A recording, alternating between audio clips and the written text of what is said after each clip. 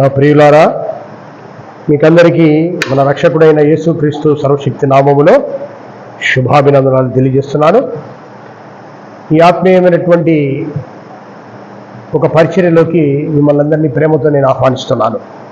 నా ప్రియులారా, ఈరోజు సోదర శ్రమ అన్న అంశాన్ని మనము ధ్యానిస్తుంటాము.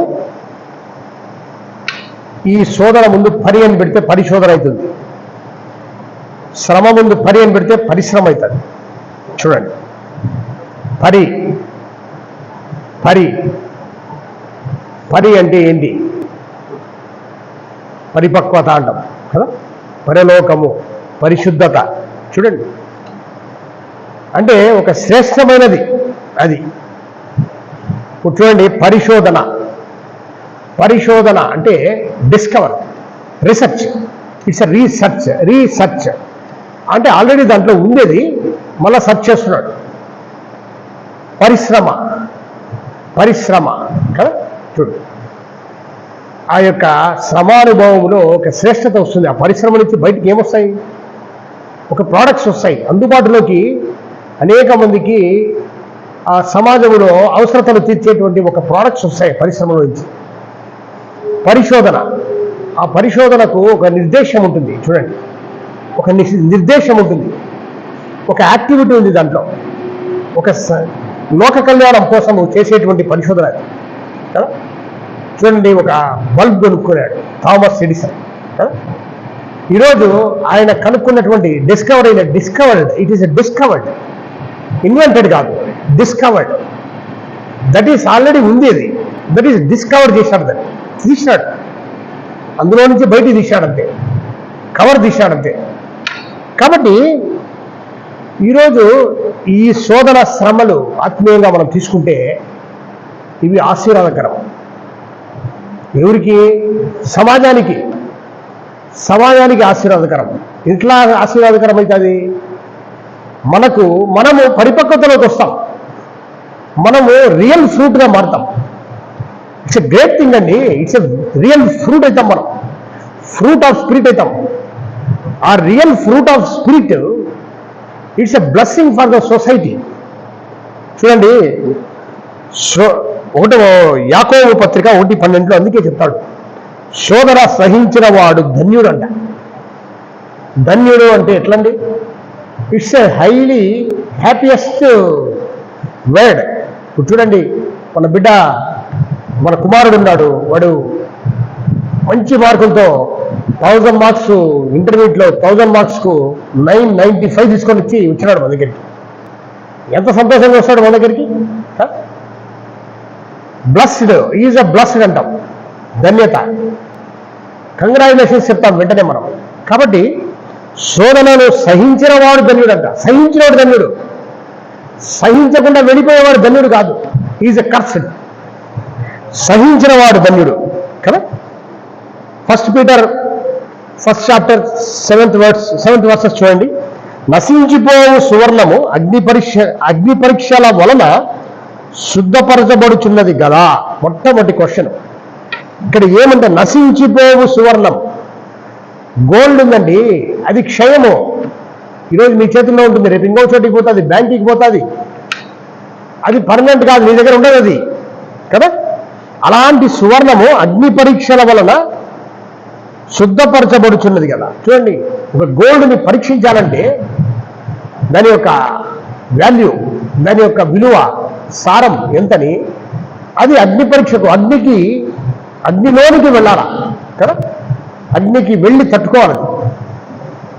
ఇక్కడ ఇంకొకటి కంపారిజన్ చేశాడు, దానికంటే అమూల్యమైన మీ విశ్వాసము. చూడండి, అమూల్యము. సువర్ణం ఏమన్నాడు? నశించిపోవు సువర్ణం అంటున్నాడు. కానీ విశ్వాసం దగ్గరికి వచ్చేదానికి అమూల్యమైనది. అమూల్యము అంటే విలువ కట్టలేనటువంటి మీ ఫెయిత్ ఈ శోధనల చేత పరీక్షకు నిలిచినదై, పరీక్షకు నిలచాల మన విశ్వాసం. ఎందుకంటే దేవునికి ఇష్టడైనటువంటి అసాధ్యము విశ్వాసము లేకుండా. చూడండి, విశ్వాసము లేకుండా దేవునికి ఇష్టడై ఉండటం అసాధ్యం. విశ్వాసహీనత భ్రష్టత్వాన్ని తీసుకొస్తుంది. వాక్యమే చెప్పబడింది, మనిషిలో విశ్వాసం అనేది లేనప్పుడు ఒక భ్రష్టుడు అని చెప్పబడుతుంది, ఆ ఫెయిత్ మన హృదయంలో లేకపోతే. కాబట్టి ఈ శోధనల చేత మన విశ్వాసము పరీక్షకు నిలిచినదై పరీక్షకు నిలిచి ప్రభు అయిన యేసుకు క్రీస్తు ప్రత్యక్షమైనప్పుడు, ప్రత్యక్షం చూడు, జన్మించడే మొదటి రాకడలో ఆయన జన్మించినాడు, కన్యకు జన్మించినాడు, బలిపశువుగా సంచరించి అనేక విషయాలు ఎటర్నల్ గురించి ఇక్కడ సమాజానికి బోధించాడు. ఆ బోధన ఇప్పుడు కూడా ప్రభావితం చేస్తున్నాయి కదా, ఎంత గొప్ప విషయాలు. మరణించి ఆయన అందరి కోసం, ప్రతి మనిషి కోసం ఆయన మరణాన్ని తీసుకున్నాడు, బలిపశువు కాబట్టి. ఎవరైనా యేసుక్రీస్తు దేవుని మాట, దేవుని ఆత్మనే యేసుక్రీస్తుగా ప్రత్యక్షపరచబడింది, శరీరాన్ని ధరించుకొని ఈ భూమికి వచ్చింది బలిపశువుగా. సో సమాధిలో ఉంచబడి తిరిగి లేచినాడు. అంటే సమాధి అనేది విశ్రాంతిగా ఉండింది ఆయనకు కదా. కాబట్టి ప్రత్యక్షమైనప్పుడు మీకు మెప్పును మహిమయు ఘనతయు కలుగుటకు కారణమగును. సో ఇక్కడ మనం జీవిస్తున్నామా మరణించినామా అనేది క్వశ్చన్ కనిపించడం లేదా, నువ్వు జీవించిన వాడివే అని చెప్తున్నాడు. కాబట్టి మీకు మెప్పు మహిమ, సో ఇట్స్ ఎటర్నల్లో యు ఆర్ బ్లెస్డ్ పర్సన్గా అది కారణమవుతుందంట. ఆ శోధన కానీ ఆ శ్రమ కానీ. శోధన అనేది పరిస్థితుల ప్రభావంతో ఒక విధంగా చెప్పాలంటే మెంటలీ టార్చరింగ్, మెంటలీ సఫరింగ్ మీద శోధన అని చెప్పచ్చు. కానీ ఈ శోధనకు అడ్వాన్స్మెంట్ ఈజ్ ద శ్రమ అనుభవం. శోధనకు అడ్వాన్స్మెంట్ అంటే ఆ శ్రమ అనుభవం అనేది ఎట్లా వస్తుందంటే శరీరానికి వస్తుంది, శరీరానికి కూడా వచ్చేస్తుంది. కాబట్టి ఈ శోధన అనేది ఒక విధంగా తీసుకుంటే మనకు మెంటల్గా మానసికమైనటువంటి ఒత్తిడి, మానసికమైనటువంటి పరిస్థితుల వల్ల ఒత్తిడి, తర్వాత ఈ యొక్క అలాంటి పరిస్థితులలో సంకటము కలుగుతుంది మనకు. కానీ శ్రమ అనుభవం అనేది ఏమంటే దాంట్లో కూడా శ్రమ ఉంది. ఆ మానసిక ఒత్తిడి నుంచి మనం శ్రమలోనికి వెళ్తాం కదా, టెన్షన్ పడతాం. కానీ శ్రమ అనేది శరీరానికి తీసుకోవచ్చు. మనం శరీరానికి కలిగే రోగము కావచ్చు, రకరకాలు యాక్సిడెంట్స్ కావచ్చు, గాయాలు కావచ్చు, ఏదైనా కావచ్చు. కాబట్టి 1 పీటర్ 4:1 చూడండి ఏం చెప్తానంటే, క్రీస్తు శరీరమందు శ్రమ పడెను గనక మీరును అట్టి మనసును ఆయుధముగా ధరించుకొనుడి. శ్రమ పడేటువంటి మనస్సు క్రైస్తవుడికి ఉండాల. ఎందుకంటే ఒక విషయం చెప్తాను చూడండి, యథార్థవాది లోక విరోధి అంటారు. ఒక ఆత్మీయమైనటువంటి అద్భుతమైనటువంటి మాట అది. యథార్థవాది లోక విరోధి. యథార్థముగా మాట్లాడేవాడు లోకానికి విరోధిగా ఉంటాడు. అంటే లోకము వాడిని విరోధిస్తుంది. యథార్థ వాదం చేస్తున్నాడు వాడు. ఎవరితో చేస్తున్నాడు? లోకంతో చేస్తున్నాడు. లోకం అంటే ఎవరు? శరీరానుసారంగా జీవించేటువంటి మనుషులనే లోకం అంటాం. యథార్థవంతుడు ఎవడు? ఆత్మానుసారముగా జీవించేటువంటి మనిషిని మనము యథార్థవాది అంటాం. ఎందుకంటే వాడిలో సత్యం ఉంది, యథార్థాన్ని వాడి శరీరం చేస్తుంది, యథార్థమే మాట్లాడుతున్నాడు వాడు. లోపల ఒకటి పెట్టుకొని బయటికి మాట్లాడేవాడు వేషధారి వాడు కదా. మరి అలాంటి వాడు లోకముతో వాదిస్తున్నాడంట. ఏమంటే నువ్వు చేసే తప్పు, ఇలా చేయకూడదు, ఏదో ఉంటుంది. ఒక లంచం తీసుకుంటా ఉంటాడు ఒకడు, ఒక డిపార్ట్మెంట్ ఉంటుంది, లంచం తీసుకుంటా ఉంటాడు. సేమ్ క్యాడర్లోనే ఉంటారు, లంచం తీసుకుంటా ఉంటాడు. లేదా సబార్డినేట్ ఉంటాడు, సుపీరియర్ ఉంటాడు, లంచం తీసుకోడు వాడు. సబార్డినేట్ లంచం తీసుకోడు, యథార్థంగా ఉంటాడు, ఉన్నది లెటర్ రాస్తాడు. వాడేం చేస్తాడు? ఇట్లా సుపీరియర్ చిన్న అడ్జస్ట్మెంట్ చేసి పంపించుంటాడు. లేదు సార్ అలా చేసేదానికి లేదంటాడు. ఇది వాదన. అలా చేయకూడదు సార్ అంటాడు. దానికి ఏమంటాడు? లోక విరోధం. అది విరోధంగా మాట్లాడతాడు అతను సుపీరియర్ ఆఫీసర్. ఏమయ్యా ఇక్కడ చూసేద్దావు, నాకేద్దావు, నాకు తలకాయని పూజేస్తున్నావు, నువ్వు డబ్బులు తీసుకో, మమ్మల్ని తీసుకో, నువ్వు మాకు ఇబ్బందులు గురి చేస్తున్నావు అని చెప్పి వాడు చేసేది. అతని ప్రవర్తన ఎంత మంచిదని తెలిసిన మనస్సాక్షికి, వాత వేసుకున్నటువంటి మనస్సాక్షిని కలిగిన వాడిగా అతన్ని ఖండిస్తూ ఉంటాడు కదా. కాబట్టి క్రీస్తు శరీరమందు అలాంటి శ్రమలు వస్తాయి సబార్డినేట్కు. అలాగే క్రైస్తవుడికి ఈరోజు లోకంలో అలాంటి పరిస్థితులు ఉంటాయి. యథార్థవంతుడు క్రైస్తవుడు, ఒక క్రీస్తును వెంబడించే తత్వం కలిగినటువంటి మనిషి క్రైస్తవుడు. ఆ మనిషి ఎట్లుండాలంటే యథార్థవాదిగా ఉండాలి, యథార్థవంతుడుగా ఉండాలి. ఎందుకంటే మనలో సత్యం ఉంది, సత్యము చేత మన యొక్క ఆత్మ వెలిగించబడింది, మన శరీరము జీవం కలిగి ఉంది. అందుకే మనము లేపబడిన వారి యొక్క స్థితిలో ఉన్నాం. అందుకే పౌలు అంటాడు, మీరు క్రీస్తుతో కూడా లేపబడిన వారైతే పైనున్న వాటిని వెతకండి అంటాడు. ఎంత గొప్ప మాట చూడండి. లేపబడిన వారైతే, దానికి ఆపోజిట్గా మనం తీసుకుంటే, అంటే మనుషులందరూ పడిపోయి ఉన్నారు, పడిపోయిన స్థితిలో ఉన్నారు. పడిపోవడం ఎందుకు పడిపోయినారు? రోగిష్ణులు. ఒక రోగంతో ఉన్నప్పుడు మంచంలో పడుకో ఉంటాడు. మన కరోనా వచ్చినప్పుడు అట్లా హాస్పిటల్కి వెళ్ళామంటే బెడ్లే దొరకలేదు ఆ రోజుల్లో కదా.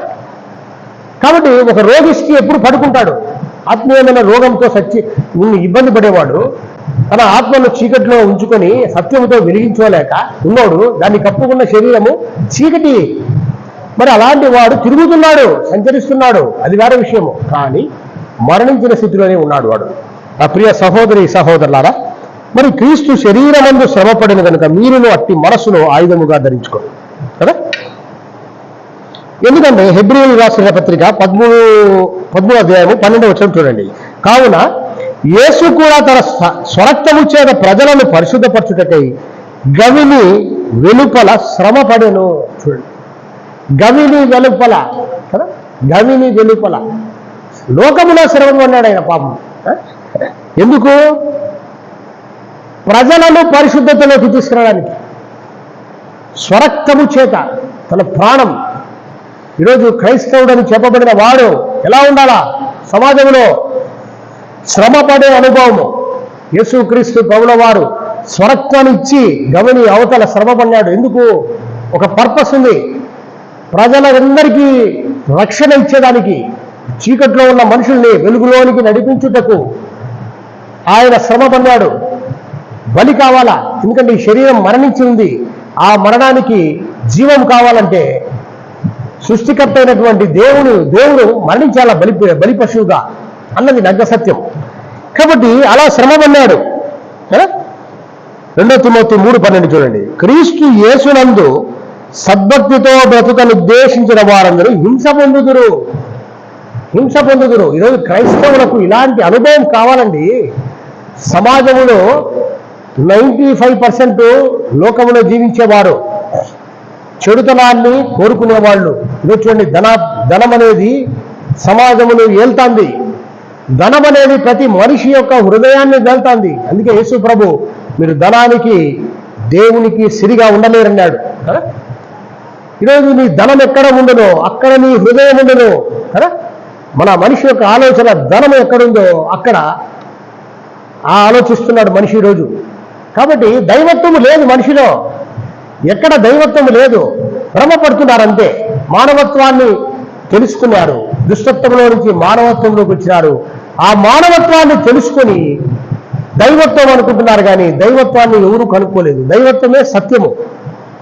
ఆ సత్యతత్వం ఏమంటే, క్రీస్తు యేసునందు సద్భక్తితో బ్రతుకుని ఉద్దేశించిన వారు హింస పొందుదురు. హింస పొందాల. మానసికంగా శరీర తత్వంలో మనము ఇబ్బంది పడాలా. ఫిలిప్పీ 4:11 చూడండి. పౌలు గారు ఒక అద్భుతమైన మాట పరిశుద్ధాత్మ దేవుడు పౌలు ద్వారా మనకు ఉద్దేశిస్తుంది. ఏమంటే, నేను ఏ స్థితిలో ఉన్నానో ఆ స్థితిలోనే సంతృప్తి కలిగి నేర్చుకొని ఉన్నాను. చూడు, ఒకటి నేర్చుకున్నాడంట ఆయన. ఏదంటే, ఏ స్థితిలో ఉన్నాను, నేను ఏ స్థితిలో ఉన్నానో ఆ స్థితిలోనే సంతృప్తి కలిగి ఉన్నాడు. ఇది ఎక్కడుంది మనకు క్రైస్తవులకి ఈరోజు? ఏ స్థితిలో ఉంటే ఆ స్థితిలో సంతృప్తిగా ఉండేటువంటి జీవితము ఎక్కడుంది మనలో కదా. కాబట్టి నా ప్రియ సహోదరులారా, ఫిలిప్పీ 1:30 కూడా పరిశుద్ధాత్మ దేవుడు పౌలు ద్వారా మాట్లాడుతున్న మాట ఏమంటే, క్రీస్తునందు విశ్వాసం ఉంచుట మాత్రమే కాక ఆయన పక్షమున శ్రమపడుటయు ఆయన పక్షమున మీకు అనుగ్రహించబడింది. ఇది విశ్వాసులైన మనము శ్రమ అనుభవాన్ని మనము తీసుకోవాల్సిందే. ఆ శ్రమ అనుభవమును మనము తీసుకోవాలా. శోధన ఉంటుంది. ఆ శోధనను కూడా మనము జయించే వారిగా ఉండాలా. ఆ ప్రియ సహోదరులారా, ఆయన పక్షమున మీకు అనుగ్రహించబడింది. కాబట్టి ఆ అనుగ్రహాన్ని మనం తీసుకోవాలి. ఆ శోధన ఏదైనా కావచ్చు, శ్రమ ఏదైనా కావచ్చు కదా. కాబట్టి 1 పీటర్ 4:12 యాకోబు 5:10-11 చూడండి. యాకోబు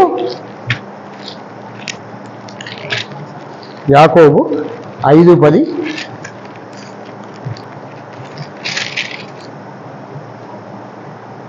నా సహోదరులారా, అడ్రస్ చేస్తున్నాడండి.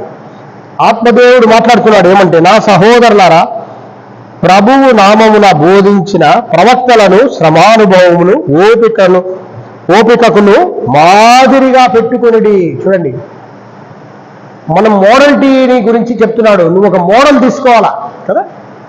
ఎందుకు తీసుకోకూడదు ఈ మోడల్? మనము ఇతరులతో అన్నీ పోల్చుకుంటారు మనుషులు, ప్రతి విషయాన్ని. వాళ్ళకి ధనం ఇంత ఉంది, నాకు ఇంతే తక్కువ ఉంది, వాళ్ళు ఆ కారు కొనుక్కున్నారు, వాళ్ళ నెక్లెస్ కొనుక్కున్నారు, వాళ్ళ చీర కొనుక్కున్నారు, వాళ్ళు అంత పెద్ద ఇల్లు కట్టుకున్నారు, వాళ్ళ ఆ సోఫా సెట్స్ తీసుకున్నారు. ఇలాంటివన్నీ కూడా మనము కంపేర్ చేసుకుంటున్నాము ఇతరులతో. కాబట్టి ఇక్కడ ఒకటి కంపేర్ చేసుకోమంటున్నాడు. ప్రభువు నామమున బోధించిన ప్రవక్తలను, శ్రమానుభవములకు, ఓపికను మాదిరిగా పెట్టుకోమంటున్నాడు. వాళ్ళ ఓపికను, ఆ శ్రమ యొక్క ఓపికను మాదిరిగా పెట్టుకోండి. సహించిన వారిని ధన్యులను కొనుక్కున్నాము కదా. సహించిన వాళ్ళంతా ధన్యులు, దే ఆర్ ద బ్లెస్డ్. మీరు యోబు యొక్క సహనమును గూర్చి వింటిరి. చూడు, యోబు పరిశుద్ధాత్మ దేవుడు ఓల్డ్ టెస్టిమెంట్లో ఉన్నటువంటి ఒక భక్తుడిని ఇక్కడ రెఫరెన్స్గా తీసుకొచ్చాడు. ప్రవక్తలు, తర్వాత దేవుని యొక్క బోధకులు, మరి వాళ్ళని గురించి చెప్తూ యోబును గురించి రెఫరెన్స్ ఇచ్చాడు. ఎందుకంటే యోబు ఎంత శోధించబడ్డాడంటే, శ్రమను తీసుకున్నాడు, శోధించబడ్డాడు. శ్రమ దాని అడ్వాన్స్మెంట్, శోధన దాని అడ్వాన్స్మెంట్, శ్రమను కూడా తీసుకున్నాడు కదా. పిల్లలు చనిపోయినారు, మరి రోగము చుట్టుముట్టింది శరీరానికి, ఆస్తిపాస్తులు పోయాయి, ఇంట్లో ఉన్నటువంటి సమస్తము కోల్పోయినాడు కదా. ఎంత భయంకరమైనటువంటి శోధన. కనీసం భార్య కూడా చూడకుండా ఎలా తిట్టిందంటే లాస్ట్కు, నువ్వు దేవుడు అంటావు కాబట్టి ఆ దేవుణ్ణి దూషించి మరణించడింది. కానీ ఆయన ఎంతో జాలియు కనికరములు గలవాడని మీరు తెలుసుకొని ఉన్నారు. ఆ జాలి కనికరం ఎంతో ఉండిందంట యోబు దగ్గర. నా ప్రియులారా, ఈరోజు చెప్తున్న మాటలను మీరు వినండి. ఎందుకంటే ఫిలిప్పీ 3:7 కూడా చూడండి. అయినను ఏమి నాకు లాభకరములై ఉండనో వాటిని క్రీస్తు నిమిత్తము నష్టముగా ఎంచుకుందును. చూడు, పౌలు చెప్తున్నాడు, ఏందండి ఇది? ఏవి లాభకరాలు ఈరోజు మనుషులకు, ఎస్పెషల్లీ మనుషులు వేరే, సమాజంలో ఉన్న అన్యజనులు వేరే, క్రైస్తవులు వేరే అండి. వాళ్ళు ఎంచే స్థితిలో మనం ఉండకూడదు. వాళ్ళు ఏవేవి లాభకరం అనుకుంటున్నారంటే, ధనము, నగలు, బట్టలు, కాస్ట్లీ బట్టలు, అది ఏ విధంగా కానీ మాకు రావాల్సిందే. మాకు ధనాపేక్ష ఎక్కువ. మరి లక్ష్మీదేవిని వాళ్ళు పెట్టుకొని ఇంట్లో ధనం అంటే అది ఒక దైవత్వంగా తీసుకొని వాళ్ళు ఆరాధిస్తారు. అవి ఉండకూడదు మనకు. కాబట్టి ఏవేవి లాభకరములై ఉండనో చూడు, అది లోకస్తులకు లాభకరాలు. వాటిని క్రీస్తు నిమిత్తము నష్టముగా ఎంచుకున్నాడంట, వదిలేశాడు కదా. ఎంత గొప్ప విషయాలండి. కాబట్టి నా ప్రియ సహోదరులారా, చివరిగా మనం చెప్పేది ఏమంటే 1 పీటరు 12:19 చూడండి.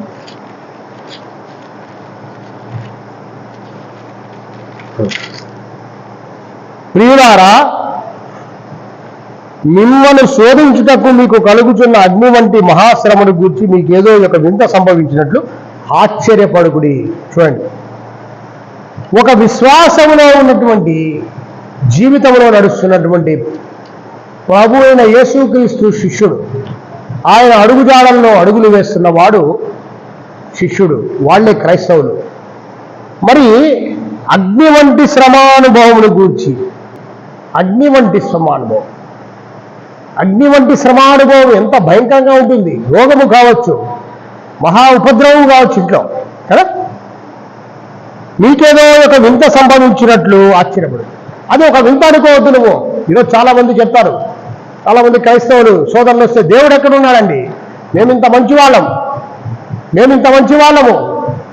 దేవుడు ఎక్కడున్నాడు, దేవుడు లేడు, ఏం లేదు, దేవుడు ఉంటే మాకింత ఈ విధంగా జరిగేదా అని ఊహించే వాళ్ళు ఉన్నారు. అసలు ఆశ్చర్యపోతుంటున్నాడు.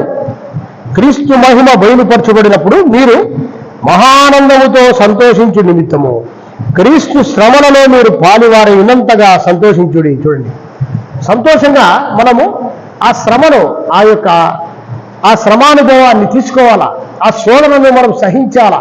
సహించినప్పుడే మనం ధన్యులుగా ఎంచబడతాము. నా ప్రియ సహోదరి సహోదరులారా, క్రీస్తు నామము నిమిత్తము మీరు నిందల పాలైన ఎడల మహిమా స్వరూపమైన ఆత్మ అనగా దేవుని ఆత్మ మీ మీద నిలుచుచున్నాడు గనక మీరు ధన్యులు అని వాక్యము పలుకుతుంది. కాబట్టి దేవుని ఆత్మ మన మీద ఉన్నప్పుడు ఈ శోధనలు దేవుడు అలో చేస్తాడు. ఎందుకంటే ఈ యొక్క శ్రమను అలో చేస్తాడు. ఎందుకంటే నీ విశ్వాసానికి పరీక్ష, ఆ పరీక్షలోనే నీ ఆ వ్యాలిడిటీ నీ యొక్క ఫెయిత్కు వ్యాలిడిటీ బయటకు వస్తుంది.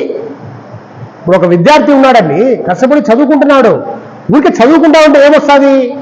పరీక్షించినప్పుడే కదా, పరీక్ష జరిగినప్పుడే వాడి యొక్క ఇంటెలిజెన్స్, వాడి యొక్క ఇండస్ట్రియస్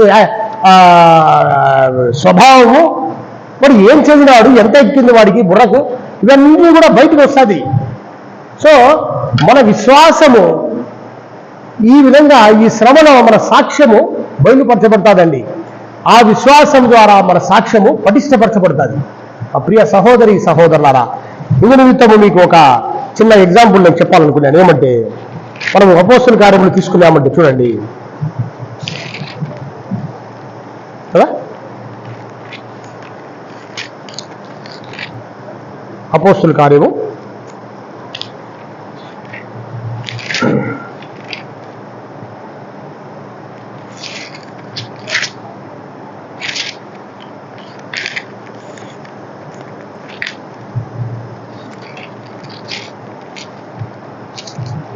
అపోస్తల కార్యంలో అంతియొకయు నుండి ఈకొనియ నుండి యూదులు వచ్చి జనసమూహములను తమ పక్షముగా చేసుకొని పౌలు మీద రాళ్లు రువ్వి అతడు చనిపోయాడని అనుకుని పట్టణము వెలుపలికి అతనిని ఈడ్చిరి.